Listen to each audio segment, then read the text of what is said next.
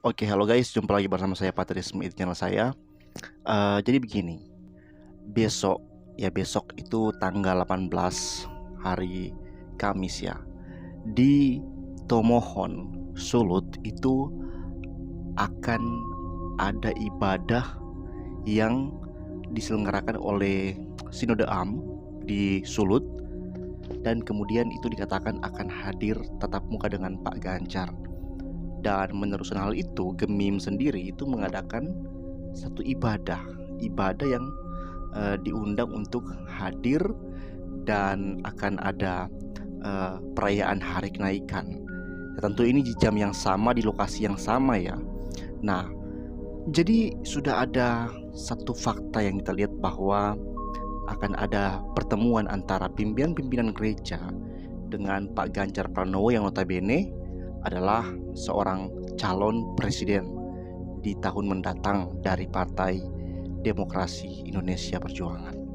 Nah, teman-teman, ternyata hal ini membuat pro kontra di jemaat Gemim, dan itu nyata dari berbagai postingan-postingan yang ada di Facebook. Saat ini saya akan membacakan berbagai kritikan, penolakan dari kedatangan Pak Ganjar di dalam ibadah tersebut. Mari kita baca bersama-sama. Yang pertama dengan akun bernama Glenn Moses Oroh. Ya, 9 menit yang lalu, hari kenaikan Isa Al-Masih merupakan salah satu hari sakral umat Kristiani, di mana hari tersebut adalah hari ibadah yang pada umumnya gereja-gereja di Sulut mengadakan ibadah pada jam 9 sampai 12 pagi. Nah, ini gambar Pak Ganjar dalam sebuah link ya, citrasulut.com. Sudah terbuka warga Gemim menolak kedatangan Ganjar di Sulut. Sebenarnya bukan kedatangan di Sulut sih, lebih tepatnya kedatangan di dalam sebuah ibadah ya, seperti yang surat ini yang kita lihat ya. Nah, kemudian ini juga dari Joyce Warotikan. Shalom, siang sahabat FB. Saya mau tegaskan sikap saya ya, bahwa banyak orang masih meragukan apakah GP akan diusung oleh parpol pada Pilpres nanti. Saya dan beberapa kawan sudah masuk dalam WA grup Ganjar Pranowo. Sekalipun GP sudah menolak Israel, tapi saya tetap mengidolakan GP jauh sebelum dia jadi gubernur Jawa Tengah, karena manakala ketika saya masih wakil ketua pengurus partai, saya tahu GP penuh kecewa terhadap partai pada kongres di Surabaya, sehingga dia pulang lebih awal sebelum kongres selesai. Tapi akhirnya dengan loyalitas dan kesabaran GP, dia mendapatkan kepercayaan partai yang sangat istimewa ini. Semua indah pada waktunya. Pasti saya pribadi senang setelah GP diusung. Kalau sikap saya mengangkat masalah ini karena saya tidak mau gereja Gemim dalam hal ini dijadikan alat politik. Oleh sebab itu, semoga rancangan acara yang beredar ini hoax. Besok jokang torang lihat kebenarannya. Semoga para pimpinan sinode dan partai di bawah pimpinan ketua partai, sahabat saya Oli Donukambe dan kawan-kawan, bisa mendengar jeritan hati jemaat. Jangan lukai dan cederai sukacita umat merayakan hari kenaikan Tuhan Yesus besok. Banyak cara untuk memenangkan GP di Sulut, tapi tolong jangan pakai gereja sebagai alat politik karena akan membawa pada kehancuran. Di bawah ini ada copas copy paste dari beberapa WA group yang beredar. Rencana kunjungan Capres Ganjar Pranowo ke Manado dan Kota Tomohon Kamis 18 Mei. Jam 6.30 tiba di Manado, jam 7 jalan pagi di Megamas, jam 11 ibadah kenaikan bersama lintas gereja SAG di Auditorium Tomohon. Jam 2 siang pertemuan dengan partai dan relawan MCC. Jam 17 halal bihalal dengan tokoh muslim di lapangan Sparta Tikala Manado. Jam 20 malam. Jam 8 makan malam minum kopi di Mantos. Begitu dari Ibu Joyce Warotikan ya. Kemudian dari Bobby Manopo, Gemim dan Ganjar Pranowo by Karel Nayawan. Hari ini saya membaca berbagai postingan di medsos tentang kehadiran seorang capres yang diusung oleh satu partai besar di Indonesia, dan semua tahu beliau adalah Ganjar Pranowo. Lalu ada apa dengan kehadiran seorang GP yang notabene adalah gubernur Jawa Tengah aktif? Dari sisi kepemerintahan, kehadiran GP dalam kapasitas Gubernur Jateng agak aneh karena Sulut khususnya bukan wilayah pemerintahan beliau, tapi kalau beliau hadir dalam kapasitas bakal capres yang diusung PDIP dan P3, ini yang menarik karena yang menjadi hostnya adalah BPMJ Gemim. Di titik ini awal dari permasalahan muncul bahwa Gemim sebagai gereja di mana kredo kita mengatakan bahwa Gemim adalah gereja yang kudus dan am dan rasuli, pada hakikatnya adalah sebuah institusi yang tidak boleh bertindak partidan dalam konteks pemilu maupun pilpres. Artinya Gemim sebagai institusi hendaknya dapat memberikan pendidikan politik bagi warganya untuk dapat menggunakan sepenuhnya hak konstitusionalnya baik dan bertanggung jawab dengan tidak berupaya melakukan penggiringan untuk memilih seorang capres dari partai tertentu. Apakah Gemim telah kehilangan kemandiriannya dalam konteks partisipasinya bagi nation and character building? Sekedar informasi bagi kita semua, terutama bagi BPJS, bahwa Bawaslu RI telah mempublikasikan, mungkin maksudnya BPMS ya, bahwa Bawaslu RI telah mempublikasikan hasil kajian sebuah konsultan independen bahwa Sulut menduduki ranking 2 dalam konteks indeks relawan pemilu, dan indikator yang menyumbang sehingga Sulut menduduki ranking dia ini adalah politik uang dan campur tangan aparat pemerintah. Masih segar dalam ingatan kita semua bagaimana keterlibatan aparat serta para petinggi Gemim menjadi tim sukses untuk seorang kandidat dalam pilkada. Kini dengan tanpa rasa malu dan bersalah, kembali para petinggi Gemim akan berkumpul dengan seorang capres usungan sebuah partai besar. Apakah ini bukan disebabkan ada dukungan aparat pemerintah di belakangnya? Kalau tidak, bolehkah juga mengundang bertemu dengan Bapak Capres Prabowo yang secara emosional beliau itu masih punya hubungan emosional dengan warga Gemim karena ibu beliau seorang perempuan Minahasa yang notabene mayoritas adalah warga Gemim. Apalagi beliau telah menunjukkan kepeduliannya dengan membangun patung Suars yang bulan Juni akan kita peringati sebagai Hari Pendidikan dan Penginjilan Gemim. Sebagai gereja yang menjadi tiang moral bagi warga Gemim, seharusnya BPMJ harus berprinsip untuk tidak berpihak pada partai politik tertentu dan capres tertentu. Akan jauh lebih kuat di bawah Gemim kalau bersikap non-partisan. Soal penggunaan hak pilih anggota jemaat tidak bisa dipengaruhi oleh siapapun, termasuk para pemimpin gereja, karena hak pilih adalah privasi individu, termasuk anggota jemaat Gemim. Sebelum Gemim masuk terlalu jauh ke dalam politik praktis sehingga mereduksi fungsinya garam dan terang dunia, maka sebagai warga jemaat saya menghimbau para petinggi Gemim untuk cepat menyadari situasi ini agar Gemim kembali menjadi gereja kredo yang mengakui Tuhan Yesus Kristus sebagai kepala gereja yang peristiwa kenaikannya kita peringati besok. Shalom Elohim, Karel Nayoan, anggota jemaat Gemim Saitun Karoweru. Ya, itu dari Karel Nayoan yang diposting oleh Robi Manopo. Ini ada dari Manado Populer.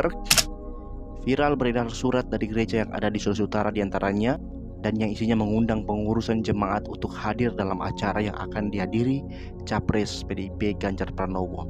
Prihatin gereja dipolitisasi, seorang warga Sulawesi Utara ajukan surat terbuka yang ditujukan kepada Ganjar.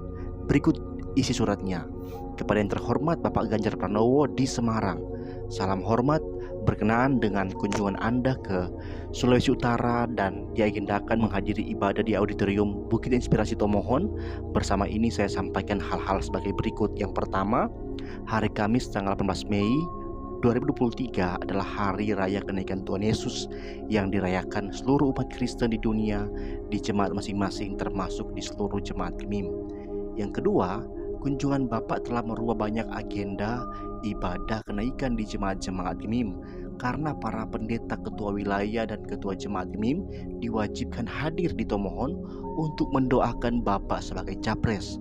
Yang ketiga, terkait poin pertemuan kedua di atas telah memunculkan pro kontra di kalangan jemaat, sebab kunjungan ini bertepatan dengan hari raya gereja kenaikan Tuhan Yesus, sehingga kunjungan Bapak menjadi sangat sensitif dianggap politisasi hari raya gereja. Yang keempat, sebagai warga Sulawesi Utara dan simpatisan Anda, ini dari seorang pendukung juga, saya bermohon Anda tidak menghadiri ibadah di auditorium Bukit Inspirasi Tomohon.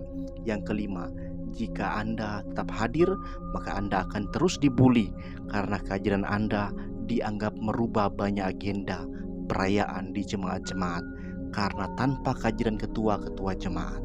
Demikian surat terbuka ini kiranya bisa bermanfaat. Semoga surat terbuka ini bisa segera dibaca Bapak Ganjar Pranowo. Terima kasih, Tuhan memberkati. Salam Yopi Worek, warga Jemaat Gemim. Ya, ada linknya ini ya. Nah teman-teman, kemudian dari Sulawesi Utara Community, cuma mau seingat besok ada ibadah kenaikan Yesus Kristus. Semoga pengumpulan ketua-ketua jemaat di auditorium Bukit Inspirasi Tomohon tidak ada sangkut pautnya dengan politik. Karena Mimin juga warga jemaat Gemim, Mimin cuma mau seingat buat Bapak Ibu yang ada di sinode. Gemim jangan jadikan panggung politik 2024. Ya.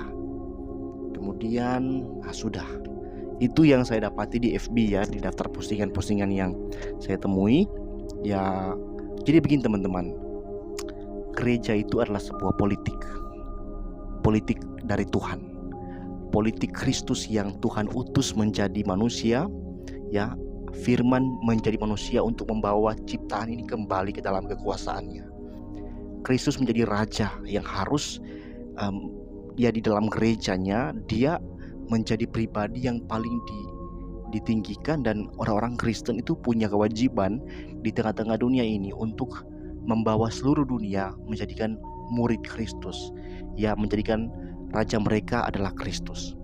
Jadi gereja punya politik sendiri, ya. Nah, warga gereja di tengah-tengah dunia ini sebagai duta kerajaan Kristus, ya, itu juga harus berpartisipasi aktif dalam kemajuan bangsa dan negara, dalam kebaikan bangsa dan negara.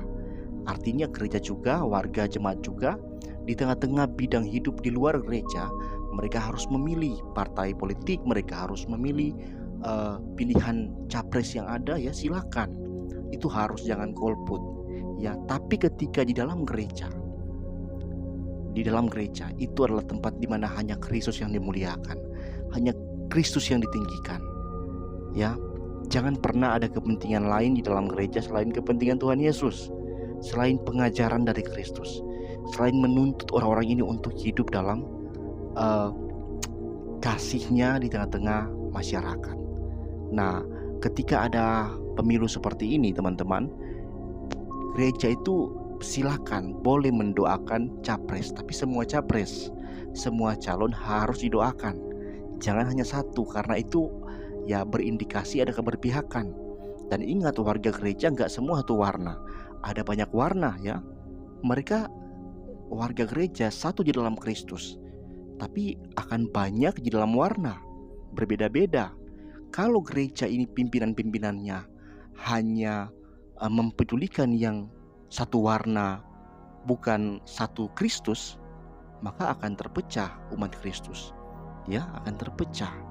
Dan kita sudah tahu sejarah gereja, teman-teman, ketika gereja itu berdampingan dengan politik secara tidak sehat, maka teman-teman itu akan selalu berdampak membawa kerugian bagi jemaat, bagi pengikut Kristus, dan Tuhan pasti marah. Kita mendoakan, ya. Jujur saya pribadi juga buat statement sendiri, dan berikut statement saya dari polemik ini, ya. Saya mengucapkan sebuah doa dalam postingan saya. Begini bunyinya: Ya Kristus Kepala Gereja kami, dengarlah seruan kami. Di hari peringatan kenaikan-Mu, saat dimana Engkau memasuki tahta-Mu, untuk menjadi pensyafaat bagi kami, menjadi pembela kami. Sesungguhnya kami rindu hamba-hamba-Mu, gembala-gembala kami, ada bersama kami, kawanan domba-Mu. Ya Tuhan, bukankah Engkau naik ke sorga sebagai imam besar yang akan memohonkan berkat bagi kami, yaitu berkat Roh Kudus yang menyatakan bahwa Engkau dan Bapa hadir bersama dengan kami. Dan kami juga ingin melihat kasih-Mu itu dari hamba-hamba-Mu yang tinggal serta kami di hari kenaikan-Mu. Tapi ya Tuhan, pimpinan dari hamba-hamba-Mu, pimpinan dari gembala-gembala kawanan domba-Mu, mengajak gembala-gembala kami berkumpul, meninggalkan kami domba-domba di kandang kami di hari kenaikan-Mu dengan label beribadah kepadamu. Tetapi benarkah mereka akan beribadah kepadamu ya Tuhan? Bukankah hati dan matamu tertuju kepada kami, domba-dombamu? Benarkah mereka beribadah kepadamu? Ataukah mereka memakai namamu untuk memuliakan nama lain? Berdosakah manusia berdosa yang telah kau angkat menjadi gembala kawanan dombamu, meninggalkan domba-dombamu di kandang di hari di mana mereka harusnya dituntun ke padang rumput hijau dan air tenang. Ya Tuhan, Gembala Agung kami, Yesus Kristus, yang rela memberikan nyawamu bagi domba-dombamu ini, kasihanilah kami, kawanan dombamu. Tuhan memberkati. Sekian video saya. Shalom.